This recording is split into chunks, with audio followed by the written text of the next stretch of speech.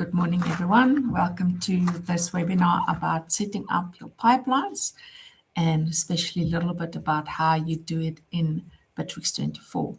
Apologies for rescheduling. We had some technical difficulties. But let's jump into the plan for today. So I did a lot of research and looking at what other people are saying about the whole concept. And what I found is this picture. So quite often we think we've got our perfect sales pipeline with all the stages, but there's little things that are missing.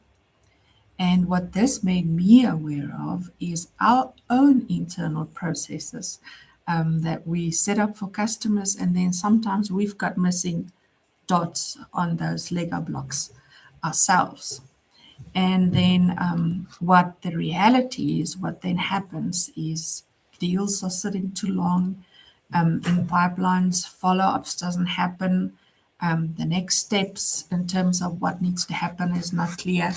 And this all means a lower closure rate and less sales, which is not anything that anybody wants.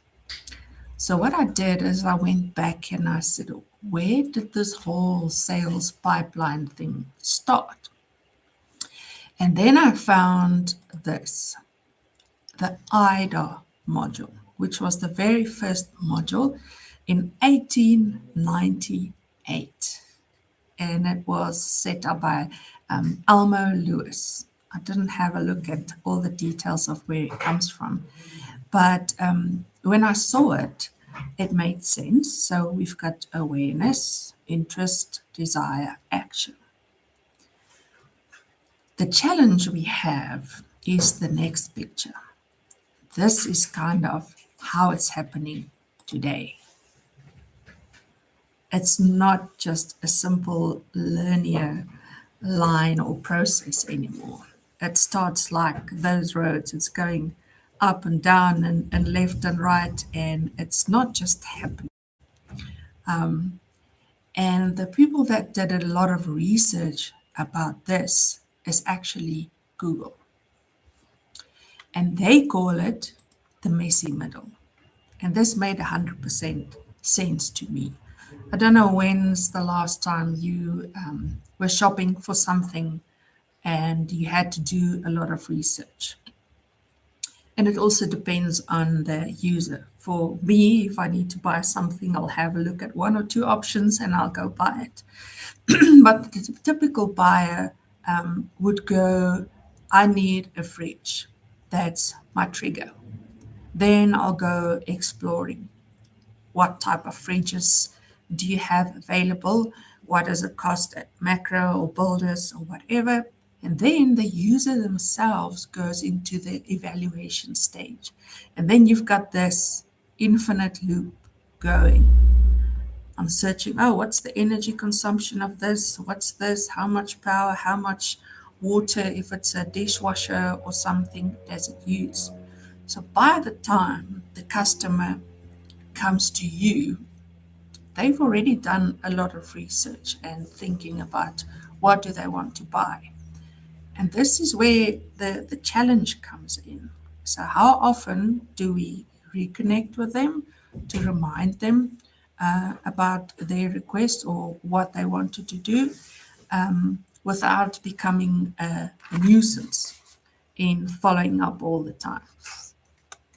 So that research by Google, I think, is very valuable. You can go and Google it a bit and see what they say. And there's a lot of things influencing this. So there's social proof, there's talking to your friends, there's looking at reviews. I know quite a lot of people don't buy anything until they've looked at the Google reviews. So that's why that messy middle goes on and on and on and on. So now we've got a challenge. So what we want is this linear process, like the Lego blocks that we have on the bottom right of the screen. That's what we want, because that's how our minds normally work. But in reality, it's that infinite loop that's going up and down. So I went searching around to see, okay, what's the answer? If you want to look at types of sales funnels, there's a lot. There's a whole list I got of about 10, and that was just listed on one specific sales guru's website. And our challenge is this: there's no one size fits all. So, different products, different audiences, different media. I had a chat last night about with a company that does billboard marketing. So the way they target their audiences versus somebody that sells fridges that we were at in the beginning is completely different. So there's no one size fits all that's working for everybody. So where does that bring us? And what I realized, it brings us back to the basics. What must happen? Who's responsible for it? And when should it happen? Those simple three W's is what I think we should get back to. So, what must happen? Is it an email? Is it a phone call? Is it a WhatsApp? What needs to happen? And then, very important, who needs to do it?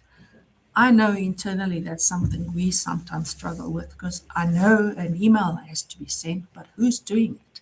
I think you're doing it, and the next person thinks it's other salesperson's responsibility, and in the end, doesn't get sent at all, and the ball drops. And then also the when. So in a typical sales funnel, it would be the first email is sent, and then a day later, a reminder is sent. 2 days later, you need to give them a call. So if we don't know that when, then it's also going to break. And like I showed you in one of those slides, there is no clear cut recipe that works for everybody. You need to sit internally and see what's the trends that's been happening in your business and what's the change happening at the moment. I attended a talk of Simon Sinek last night that everything's changing. So the way we think about what we're doing, we have to revamp it completely, step out of the picture. So the benefit that you have is if you have Bitrix 24 or any other CRM platform for that matter, is you have a tool that can help you to manage that. So you don't have to do it all on your own. So what I want to do is I want to show you how easy it is to actually set it up in Bitrix 24 where you can manage that. So let's go to Bitrix and see how we can do it there.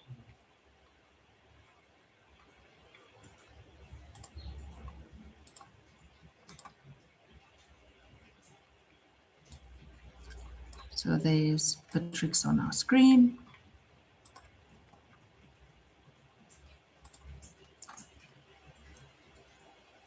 That funnel you saw on a lot of the pictures, whether it's this shape or whatever, comes back to these stages. And in Bitrix, the term is used for a Kanban, or it's actually pronounced Kanban. It's from Toyota. One of the guys working in the manufacturing plant realized that he doesn't have a lot of control in terms of what car is at what stage and what do I need for the next stage. And he started this by physical trestles in the factory. So on trestle number 1 is the cars that's being assembled at the moment. Trestle number 2 is everything that has to be painted. Trestle number 3 is everything that needs to get wheels or whatever. So he could see what's coming next and how many cars have a job card, or what you want to call it, on the next trestle. And this is kind of what you can have when you build a pipeline. And in Bittrex, it would look like this on your Kanban. You can see how many is in that specific stage. There we can see how many in each stage. I can see who's responsible for it. And then if I open it up, I can see all the details linked to this card. So we can get to the details, but I want us to just focus at the moment on the sales pipeline. So if I want to add a stage over here in my pipeline, in Bittrex, it's pretty simple. If you are the administrator, else it can cause a bit of chaos, well, a lot of chaos. You can literally add that over here and make it a new stage in your pipeline. So if I want to call it quote, well, let's say email sent. That makes a bit more sense in terms of this. You can use this as those Lego blocks. You build your pipeline, and it's not cast in stone when you've set it up the first time, even, well, especially in your planning. You can literally take this and move it to another stage so that your pipeline is set up the way that makes sense for you. So I can move it here to email sent, and then this I can do the same thing with my cards. I can also move them to a stage that says this customer is an email sent, this customer is an email sent. And I can promise you, when you start using it, you're going to realize maybe we should switch these two stages around, and then it makes more sense, or you've got a better result. Move that one over there. So now we've got our funnel in terms of what the stages are. And this is where you now need to plan to see, is it different per maybe product type that you sell? And you can change your automations over here in Bittrex, where you can say, I am in stage email sent. I need to send a reminder to the internal employee, to the salesperson, to contact the customer again. Then you will use your automations and triggers on these blocks. Let's look at an example. If I say add, it gives me the options of what I've used the last time, or you have a search here at top right, where you can search to say notification. I want to send a notification to the staff member to remember to follow up on this call. I would click on add. This is the message that I want to send. Follow up on deal or lead. And then what I like to use in Bittrex in all my reminders, whether it's a message or whether it's an email, give me a link for this specific lead. So it's not just a blank reminder, it's saying remember to call the lead. It is something that I can just go to and say, okay, let's say I'm sending you a link, and in Bittrex, you use these dots on the right. If I want to add anything like the customer's name or the lead name, you can use these three dots, and I can now search for a term. I can search for the word name, so I can use the person's last name or whatever information I have in my lead. If you don't want to use the name and you just want to use the link, taking them to that specific lead, it is called a BB code. So I'll go to my dots, I'll search for the word BB, and that is my link. So what would happen now is we're going to look at an example. So the moment it moves there, it will send me the notification. But we don't want to do it immediately. We have a time span if we think about the when. So this is the what, I'm sending a message, and now I can say wait. Wait for 10 minutes before you send a reminder to the salesperson to to follow up with the customer. 10 minutes, hours, days, it's your choice in terms of how long you want to make it. So I will say 10 minutes in this case from the current time, from when this lead was moved to this stage. And now the last important thing is the who. Who am I sending this reminder to? By default, it will pick the responsible person, so the person that that sales card is assigned to. But you can change it to a sales manager or whoever you would want to send it to. I'm going to keep it on responsible person, and you can change who it is being sent from.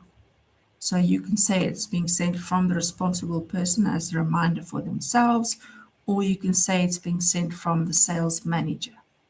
So let us see, and let's say I'm looking at a department. If you hover on that icon on the left, you have the option to pick departments or specific people. So I can now say I want company one, the Johannesburg manager, I want that notification to come from Johannica. Okay, check yes, correct, that's the right user. I will select that user and save. So now I've set up my notification. Please remember to save at the bottom. First save is just the action that you're saving. This one here saves the whole setup. So now we've set up the reminder. I just want to change this so that you can see how it works. So I'm going to change the condition to happen immediately and save. Now let's go back to our leads. So we want to know if we move a lead over here, it needs to wait the 10 minutes before it reminds me, the salesperson, to follow up. We've set it that it goes to the responsible person. So if I take this one for Sarah, it will send it to Sandra. So let's take one that is for the user that I'm signed in with at the moment. And let's move that. I'm just going to move it to a different stage and move it back to trigger that for us. So now I'm moving it to that stage, dropping, and there's my notification reminding me to follow up. If we had the time delay, it would have waited 10 minutes. So if I do the same thing over here, it will send the notification to Christian. So what I said in the beginning is, as you plan this and you set up your automations and notifications, it changes as you see what's working and what not. So what Bitrix has is, if I've changed that notification or I've changed acknowledgement email that I send, you can rerun that for specific leads to say, I don't want to do what I just did, is move it forward and move it back. For that, you use your list view. So we'll go to the list view in Bitrix, and we can select specific leads or deals by filtering for a stage. I am just going to use this one, that is an email send, and this one. There's another one, an email sent. So if I changed my email that has to be sent, we select them, and you will go to the bottom that says select actions, and I can send it by doing this, going right to the bottom, and it will say restart automation rules. So the moment I click that and I click apply, you see I got 2 new notifications because that automation that's been set up has now been triggered again. That's just one of the examples of what you can do to remind your internal staff to remember to stick to the flow that you've set up. But you can also send it automatically to the customer. If I go to my automation rules again, I can filter for an option that says email. I can go to this same stage and we will search over here, top right, for the word email. And then it shows me the options of what I can do. I can send an email internally, but I want to send it to the customer. Just make sure you read the description here of what the action is that you're going to do. So I'm going to say send email to the customer. And now I can do the same thing. I can either send it immediately or I can wait. We've got that on our tickets. If a ticket's been in a specific stage for a specific time, it reminds the customer, hello, do you still have an issue with this ticket? If yes, respond and we can attend to it. In sales, we can say, are you still interested in our services? You would literally just pick who is the sender. If you have a sender set up, you would have the subject, reminder about your request. And you can type your message and once again, personalize it. So I can say hello, and then I can have the first name of this person that I am contacting. So for that, I would search name, and then there is the name of that person. Now it will say, hello, Sarah, hello, Philip, whatever the message is. Are you still interested? And you can also personalize it in terms of who it is coming from. If you see this option that says responsible person, so I can have the responsible person's name and I can have the email, so the message is really personalized. Once again, like we did with the reminder, we can say, does it have to wait? In this case, for this type of message, I would most probably want to say wait for a day if the customer hasn't responded and we haven't moved it to the next stage, then it will send this message.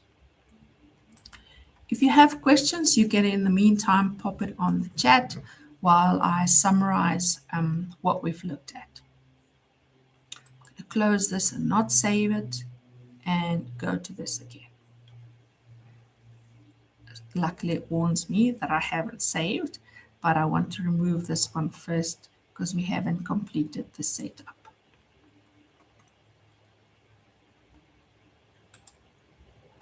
So let's recap if we go to our Kanban. The stage, what needs to happen, who needs to do it. Something I didn't mention is you need to think about your English teacher at school. It's very important to say, did it happen or is somebody about to do it? Like over here, you can say, you see it says email sent, in quote sent, or we can also change it to say prepare quote. So you know the what to do. Has it been done? So I need to do the next thing, or do I still have to action this? So that's in summary in terms of setting up a pipeline in Bitrix. But remember, the first part that we spoke about is your business is unique. The stages that you're using is not the same everywhere. Plan your triggers. Be careful not to irritate your customers, but remind them about why they contacted you. I don't see any questions in the chat at the moment. If you have questions or you want a discussion with us to just review your pipeline or the stages that you have, or not really just the Bitrix part, plan your stages, you're welcome to send us an email. The details are on the YouTube channel, and we can set up that call and discuss it with you. That's it for today. See you on the next webinar.